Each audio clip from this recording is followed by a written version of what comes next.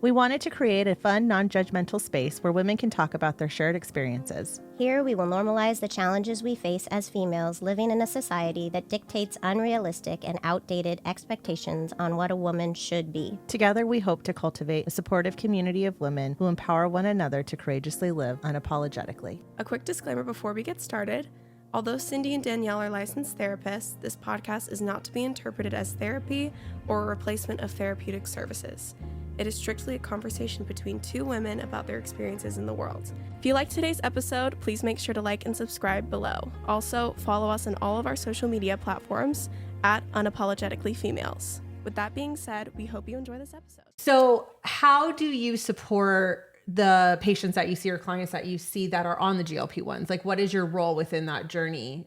Ooh, okay. So what happens is they're usually meeting with their doctor. And then for me, it's just figuring out what is an appropriate meal plan for them. Okay. So again, you still get the people who might be trying to keep their calories to 800 a day, or again, explaining what is the right amount of weight loss too. A lot of people think they should lose 20 pounds in a month. And yes, these GLP-1s can cause more weight loss, and they definitely do cause more weight loss than diet itself. But it's really setting them up for what is a healthy relationship with food.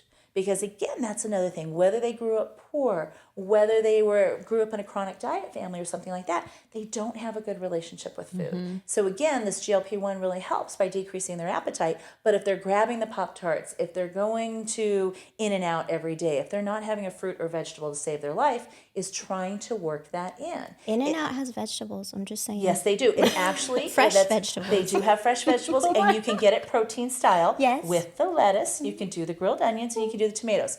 Yes, In-N-Out, everything in moderation. I love me my In-N-Out. I just had to stand up for that. I will not take it away from you, because I love In-N-Out too. And I think that's the other thing too, is so many people think, I can't eat this, I can't eat that. They won't allow themselves their pizza, or they'll feel guilty about it.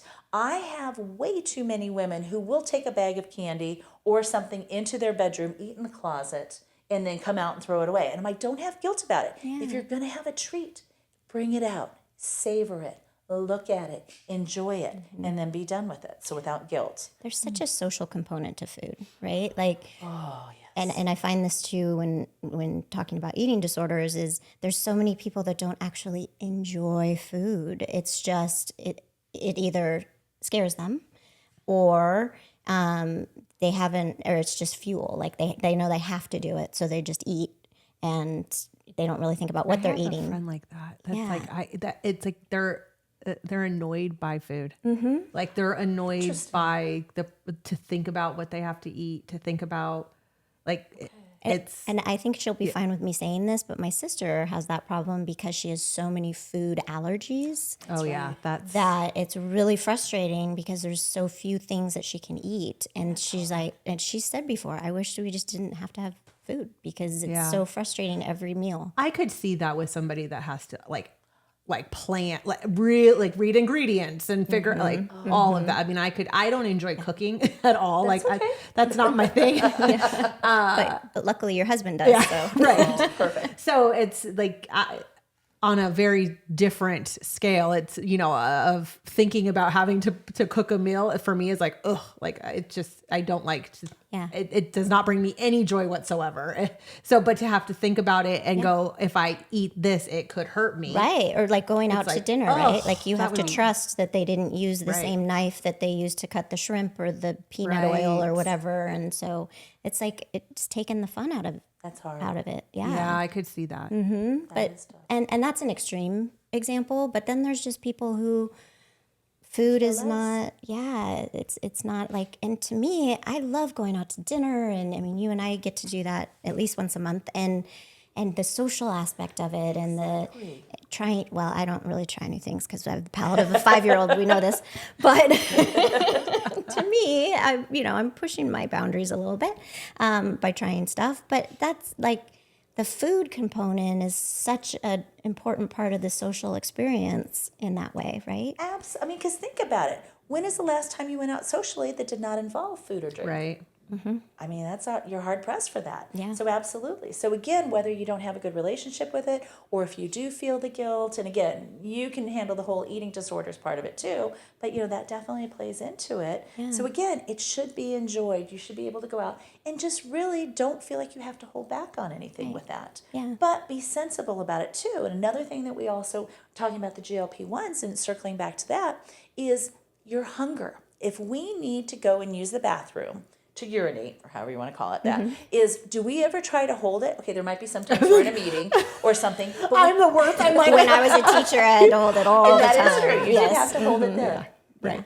I'm the worst at holding it. I hold it all the time. It's terrible. Danielle, okay, we won't digress too much. But think about it. Like with hunger, we think, okay, if we ride through this and just don't eat, it'll go away. We don't do that when we have to go to the bathroom. Why do we do that with hunger? Good point. Honor your hunger. Now, the trick with that is, why are you eating? Are you self-soothing? Are you bored? Is it a habit? Is it distracted eating? And I'll be the first one to tell you, I have sat down, especially during COVID, when we were blowing through Netflix, with a bag of XYZ. You're done with it. You're like, I didn't even realize I had it. So again, just being more mindful about that and different things like that. And I think that's where it gets too, is so many people, well, let me throw this out. How many people do eat in front of the TV? Or scrolling through their phone, or doing something like that, or multitasking if you're super busy. Right. So again, it's not a luxury that everyone can afford, but if you can take at least one meal a day and sit down and give yourself 15 to 20 minutes in a pleasant setting and just sit and enjoy your food and not think, oh my gosh, I just need to do this. But you're right. Some people live to eat. Other people eat to live. Right. So, and you really can't change that. No. But those that do enjoy their food, I want them to enjoy it without guilt. Right. How do you, I was going to say, how do you incorporate alcohol? Oh, Danielle, that's a great question. Especially for this group. But I mean, that's real, and that's, that's a big part of, I think, the conversation, because food is social, and also, drinks do come along with that a lot of times. And there's people that also don't drink, and that's fine. But like for the people that do, how do you work with them? Very good question. Yeah. So I think the first thing is, what is moderation with alcohol? Do either one of you want to throw that out there? Do you know how many drinks and what's considered a drink? So first off, a drink, one drink would be a 12-ounce beer or a hard seltzer. Then you've got your wine, depending on what you read, 4 to 6 ounces of wine. Right. Then you've got your hard alcohol. It's usually about an ounce, ounce and a half. So one alcoholic drink per day would be one drink for moderation for women. Men get to have 2 a day. Yeah. Now, do we get to save them up for the weekend? No, I'm sorry. Okay, so it's specifically per day. Per day. Okay. Now, am I advocating drinking every day? No. But if you think about the Europeans or anything like that, if they did have a glass of wine with dinner, that's perfectly fine. So again, that's what you want to look at. But again, if it's 3, 4, 5, 6 drinks on the weekend, then that might be something to work with. Or if there is a history of alcoholism or anything like that. So if someone enjoys their wine, I will tell them that's okay. Let's talk about what moderation is. Don't be doing a bottle a day, which I have had some clients that would do that. But let's just try to cut back on that, find out the reason why, what's going on with that. And I just tell them, pick a drink that you truly enjoy. And then going down there, getting the fruity drinks and with all the added sugar where it ends up being like a dessert, maybe hold off on those for vacations, special occasions, things like that. And don't let that be your everyday thing. Well, wine kind of has a lot of sugar too, doesn't it? So wine is about 120, 150 calories, and it is made from the grapes, but you're looking at the 12 to 14% alcohol in that. Okay. But you are right. You can have your dessert wines, which are higher in sugar, your white wines, so that's why you want to go for the drier ones. Okay. So yes. White wine's higher in sugar? Unfortunately, yes. And more of your Chardonnays, things like that. So, but like a Sauvignon Blanc won't be as high, or Pinot Grigio. Okay, which language am I speaking? Danielle, what's your drink of choice? I don't discriminate. You're equal opportunity. I'm not like a super sweet type of person. So I like, I mainly drink red, but. Good. Do you like a Pinot or do you like heavier? I like a Pinot typically, Okay. but then, when we're getting spicy, a little cab, I gotcha. Okay. Oh, we're going to get along just fine. So again, like that, if you want to have a glass of wine with dinner, go for it. 120, 150 calories. It actually can enhance the flavor of your food. And as long as you're doing that to enjoy it, not drown your sorrows, and that's okay. or don't count it towards your fluid. Okay. So you've got that. As I've listened to you talk about food, I think something that has stuck with me is I don't think I've heard you once talk about like, well, if as long as it sticks within this many calories, or as long as it sticks, it's really about enjoy. It's about the relationship. 100%. Like that's, you got it. Absolutely. What you always are, what you're focused on is the relationship and how you feel and how it makes you feel. Exactly. And why you're doing it, and just being more behavioral versus here's the spreadsheet, which is interesting too, because all of the apps out there, that it's counting calories. Mm-hmm. And when you hear about losing weight, it's you have to be in a calorie deficit. And when you hear, you know what I mean? So it's all very calorie focused. So how do you steer away from that? Because I'm sure you have to retrain people, because people are probably like, wait, no, but now give me the number. Well, and what is interesting, and again, it's really what the client wants, because I will have those, and it's funny, it's usually engineers, architects, different things like that, where they really want to have their numbers. And then for insurance purposes, we do have to put the calories, the protein and all that, but we won't focus on that. So again, for a lot of people, it's, can I get you to eat more vegetables? Can I get you to drink more water? Can I get you to do the protein? And they will start losing weight. Now, let's say they've lost 15, 20 pounds and they're getting close to where they want to be. That might be where we do bring in the calorie counting. But for that, I'm going to look at more of the plate. Have you guys ever seen the plate where they imagine, okay, so again, I'm holding this. But again, take a plate, a dinner plate, cut it in half. Okay, yep. Have half of that plate be protein? Non-starchy vegetables. Oh. So make that non-starchy vegetables. Go ahead and cut that plate in quarters. In this 1/4 goes your protein, so your palm's worth of protein. In the other corner is going to be your starch, okay? So potatoes aren't evil.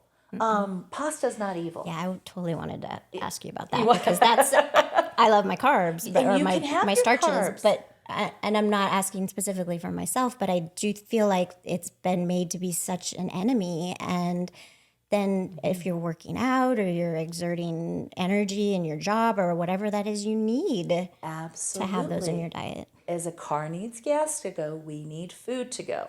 Between protein, carbs, and fat, your preferred fuel source is carbohydrate. So we all think carbs are the enemy. Oh, it makes me gain weight, things like that. And actually what's tricky about that is because I can have someone come in following, let's say, 1,600 calorie diet. Let's say they had chicken and broccoli the night before and their weight is where it needs to be. But same amount of calories, but now they had pasta or they had something carb rich the night before and now they're up a pound or two. So what do they say? Pasta makes me fat. But the trick is in the word carbohydrate, hydrate. Carbohydrates hold on to water. So what you've held on to until it's fully digested is the water weight. So you truly aren't heavier because you're fatter. It is because of the water, which is going to go away. I know. Keep talking. You're like, tell me more, tell me more. Yeah. So I think that's where it is. And the other thing is going back to the scale, and this could be a whole other subject, is you do not need to, you're like, please, let's. Is I have people that have lost a significant amount of weight or cleaned up their health, and I never even knew what they weighed because it's called a non-scale success. And I don't know if you see that with the eating disorder. We don't, yeah. There's no scales involved. No, but, no scales. Just looking at, don't just look at the number on the scale, because who really knows how much we weigh? Us and maybe the doctor once a year. Look at how you feel. How are you doing digestively? How are you doing with your skin, your hair, your nails, things like that? Are your joints no longer hurting because you're not eating a bunch of junk anymore? So there's many things like that that we look at. But really getting back into the scale, you do not need to. I have people who... I haven't stepped on a scale in 30 years. Don't do it. 25 years. Go by how your clothes fit. See how you feel. I mean, we all know where we need to be and everything else. So, yeah. Back to the GLP-1, I wanted to ask you, do you have clients that haven't seen a reaction or have had success, with it? So have they lost weight? Absolutely. Has anyone been able to do it without any nausea, without anything like that? No. So it's not just an easy shot to take and you're going to drop the weight. A lot of people feel sick to their stomach, decreased appetite, their hair, They talk about the Ozempic face where they look really gaunt. I just had someone this past week who you can totally see it in her face, but she's like, my thighs are bigger, my middle is bigger, so she's losing weight, but it's not uniformly all over where it should be. So it is kind of interesting to see. Interesting.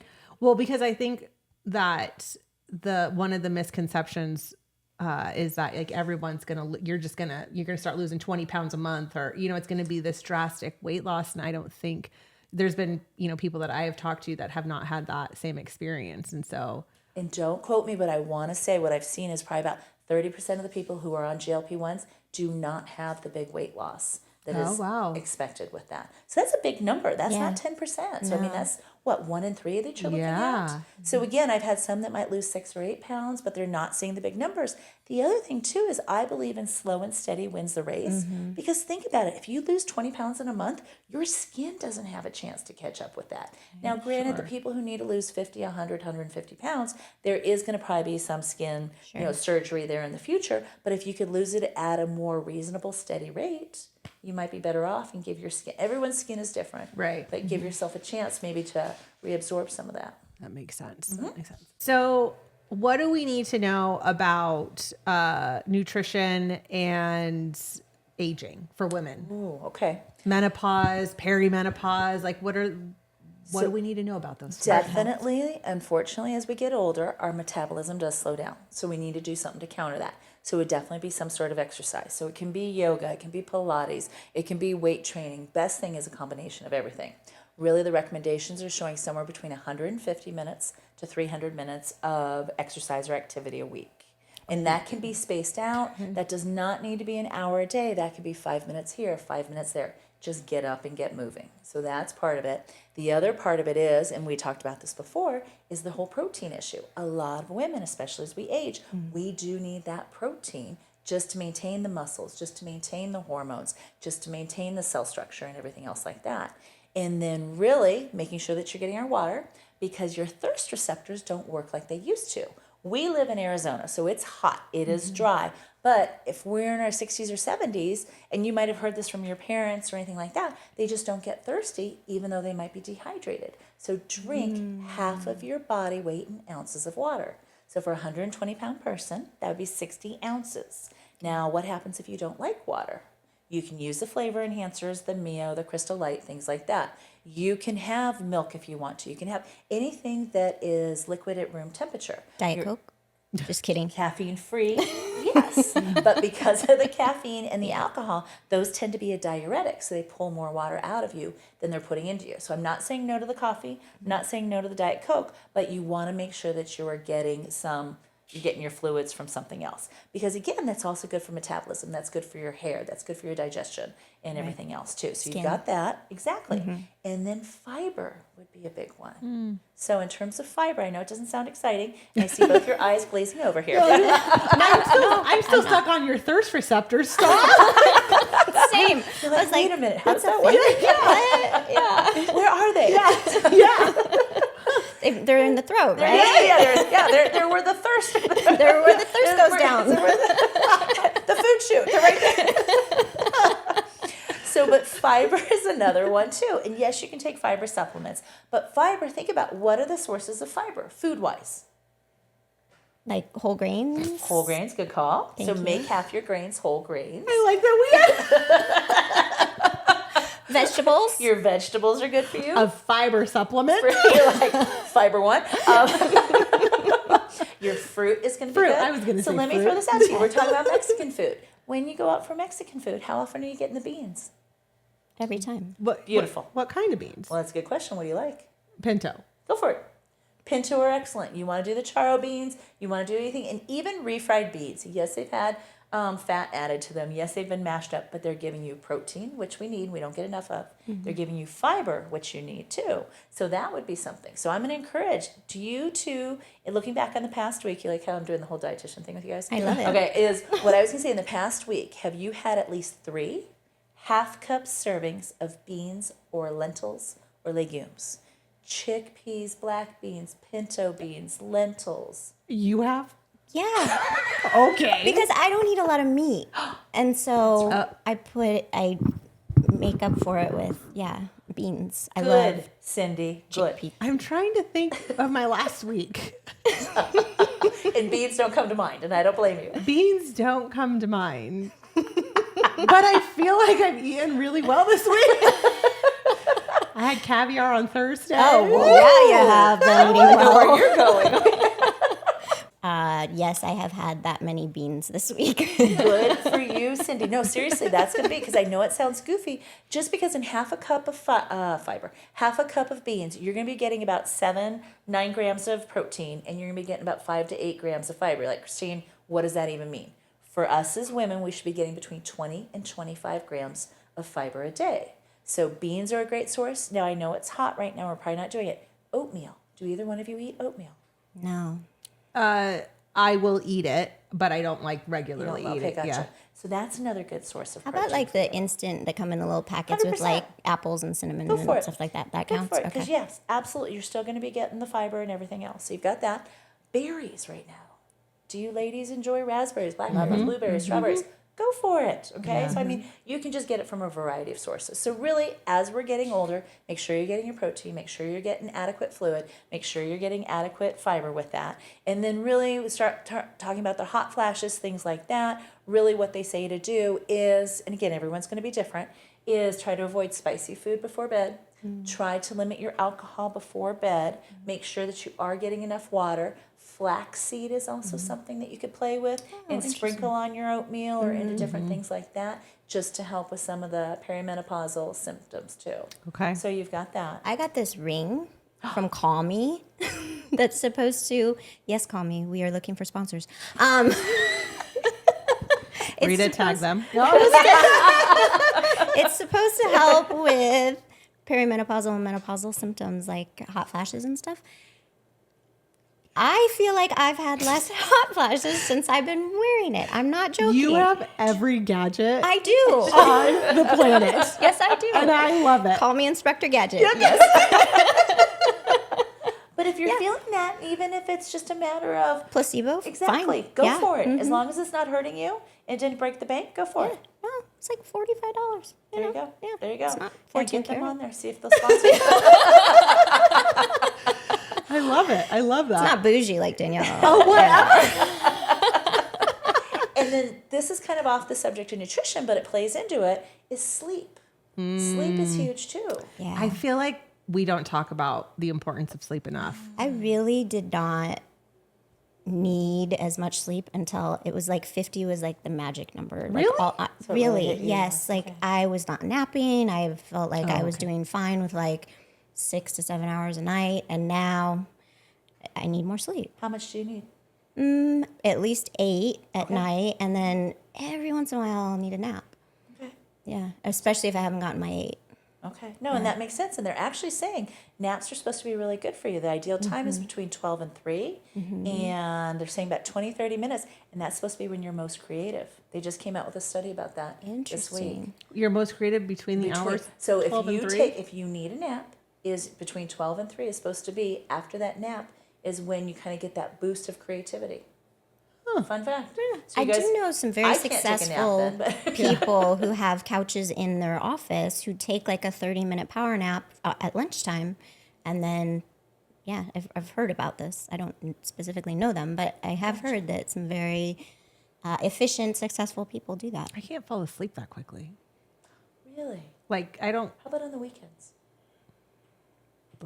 know. Where I like just lay down and I'm out? Doesn't happen. No.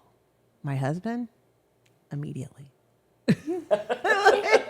I'm like, how is he asleep already? This is Do ridiculous. you have a hard time turning your brain off, maybe? Well, yeah, I mean, for sure. Yeah. Yeah. But yeah, I don't fall asleep super quick. So, takes a little yeah, bit of time. I mean, really, But I need sleep. it motivated me when I heard that my skin and my wrinkles and all of that stuff. You're like 10 hours of sleep on it. What pillow do I need to buy? Everything would look better if I got more sleep, right? That sleep Good for actually you. improves like a lot of things about you that you wouldn't think, like your skin and your, and it makes sense, you know, like around your eye area and all that. Absolutely. Yeah. So. And it's supposed to be restorative, and really to tie it back into nutrition, they have found even if you don't get it one night, if you don't get one night of good sleep, that you actually have an increase in the stress hormone, cortisol, and there's also a hunger hormone called ghrelin. And so you will be craving more carby foods. You'll be craving more sweets if you don't get a good night's Oh, sleep. I've totally experienced that. Do you? I was going to say some people do, some people Yeah, don't. I absolutely experienced that because I had some periods of times where I would stay up and work till really late hours and I'd only get like 3 or 4 hours of sleep. And the next day I'm like, why am I so hungry? And why am I craving, carby Your foods hormones. and stuff? Yeah. So it all comes back to that. It's not, yeah. It's really interesting. It's your body telling you to get sleep. So speaking of taking care of our bodies, how about heart health in women as we get older? So again, we as women always tend to take care of everyone else, and we put ourselves in the back seat and we don't do anything about that. So really what it's coming down to, like we talked about fiber. Do you guys remember the oatmeal commercial from like 20 years ago where it said it lowered cholesterol? Yes. Okay, so oatmeal is not the magic bullet, but it's part of it. Getting more fiber actually helps pull out the building blocks, what we call bile salts, to make cholesterol. So if you do have more fiber in your diet, that can help control your cholesterol by pulling out those building blocks. And then also another one is saturated fat. Do you know what sources of saturated fat are compared to unsaturated? You guys didn't know you guys were getting a science lesson. No, I love it. Is butter a saturated fat? Butter is going to be a saturated Okay. fat. Skin on chicken, the marbling in meat, the little white nubbins in the salami and pepperoni, things like that. Okay. So again, it's not an all or nothing. It's just we want you to have more of the heart healthy foods. Your nuts, your seeds, the avocados. Olive oil is good to cook with. So again, I understand holidays, we want to go ahead and bake with butter. Go ahead and use butter because it's going to be a better turnout, but you're not making cookies every day. Right. So in your day-to-day cooking, use the olive oil, avocado oil. That's going to be something. Maintaining a healthy weight, getting back to that exercise. If you have high blood pressure, controlling that, watching your salts. And that's something we really haven't talked about. We all grew up hearing, don't use the salt shaker on the table. That's a very small portion of our salt. 75% of our sodium comes from foods eaten out at restaurants and processed foods because salt is a cheap and easy preservative. So again, you're going to have that. So again, it's okay to go out to restaurants. We want to be social, but think about doing the majority of your foods, if possible, at home. Just that way you can control the ingredients. So really with heart health, maintaining a healthy weight, exercising, getting your sleep, working on managing your stress, watching out for the saturated fat, more of the fiber with that. And this sounds really juvenile, but this speaks to everyone for a variety of things. The next time you sit down for a meal, try to get 3 different colors on your plate. Think of 3 different colors on the rainbow. You've told me this before. I've told Cindy this before. So again, Danielle, not putting you on the spot. What you had for lunch today, how many different colors did it have? It did have 3. And Ta-da! yeah, it did. Okay, Have, so again, because you're having the colors of the rainbow, this is all going back to you're having the different nutrients, you're having those different plant-based nutrients called phytochemicals, which helps with inflammation. So again, that's going to be good in terms of heart health. So have your bright reds, have your purples, have your blues, have your greens, orange, things like that. And where does most of that come from? Not Skittles, The earth. but fruits and vegetables. Yeah. So again, that's where all that's coming from. Not Skittles. I had to throw that one in for Cindy. Cindy's like, yes. Nerd clusters? Do those Nerd count? clusters? No. Okay. All right. I'm sorry, ma'am, but Fine. oh, Yeah. And is it true that women have heart attacks more often than men? yes, ma'am. Yeah. Yes, Yeah. absolutely. And we tend to be overlooked when we're having the same symptoms and different things like that. They just write it off. So again, advocate for yourself. If something does not feel right, go ahead and take care of it. So, and if not for heart health, for digestive health, absolutely. Yeah. Do you feel like a lot of times women are also, I don't know if not taken serious is the right term, but a lot of times I have a few people in my life that have said, one in particular, she would always say, yeah, they just want me to, like, I'm feeling this way, but they're like, well, just focus on your diet. And she's like, and so like it kind of brushes symptoms under the rug, would always feel like doctors maybe don't take her seriously. And it was always back to, we'll start with nutrition. And it was like, well, this hurts or like this, Yeah, you know? yeah. So do Exactly. you have women that you see that have experienced similar things? Every day, yes. And again, there's a lot of good doctors out there, but there are some who just either don't have the time, don't take the time, or don't want to be bothered with it. Sure. Absolutely. And that's a shame. And so again, but then also there is also with the mind gut connection too. So I mean that Yeah. plays into it too. Like I'll have people come in and like, I can't eat this, I can't have gluten, but then I'm like, you just had gluten with no problem on the weekend or when you're out of town. And so it comes down to the whole stress. And I am not saying, and that's a whole other subject. That I was about to say, let's yeah, talk let's about not- That's like polyvagal, vasovagal. You yeah. got, yep, you absolutely. Yeah. Yeah. So Because I think, I mean, I feel like in the last, gosh, how many years, the gluten, non-gluten, I don't want to call it a trend, but it's been more prevalent than it ever. I mean, I don't remember hearing about that in the 90s. and we didn't have gluten free You know, back then. you know. If Yeah. someone had celiac disease who they cannot have the gluten, which is the protein that is found in the flour, because it truly rips up the intestines. But now everyone's going gluten free because they think it's healthier for you, but not necessarily, because to make something gluten free, they're going to use a gluten free flour, but then there's going to also be other additives and everything else in it. Okay. So I mean, if you need to be gluten-free, do it. But I have found too many people in my practice are going gluten-free. Now again, see, we're going to too many things. Thyroid is another thing too. So like if you start talking about Hashimoto's, you've got the gluten-free and dairy-free, but that's another. So yeah, I just think in terms of gluten-free, too many people are over-restrictive with what they're eating. So again, go see a dietitian. Walk them through it. Have them start out with a piece of bread. See what's going on with all that. So Right. there's many different ways to handle that. But you're right. Be gluten-free if you have celiac disease. Or some people, if they eat too much bread or too much pasta, will get some joint pain and their fingers will swell. So again, maybe just limit how much you have of it. But I don't think everyone needs to be gluten-free. Fair. That makes sense. Point. Glad to know. Yeah. Right. Well, because I just think we Like go my through, trends and cycles, throughout time. And I'm sure there will be another thing, that down the road. And, that then people, it can be dangerous because I think that you start to spread a certain message and then somebody famous grabs onto it. Absolutely. And then it spirals. And the next thing you know it's like this messaging is fact.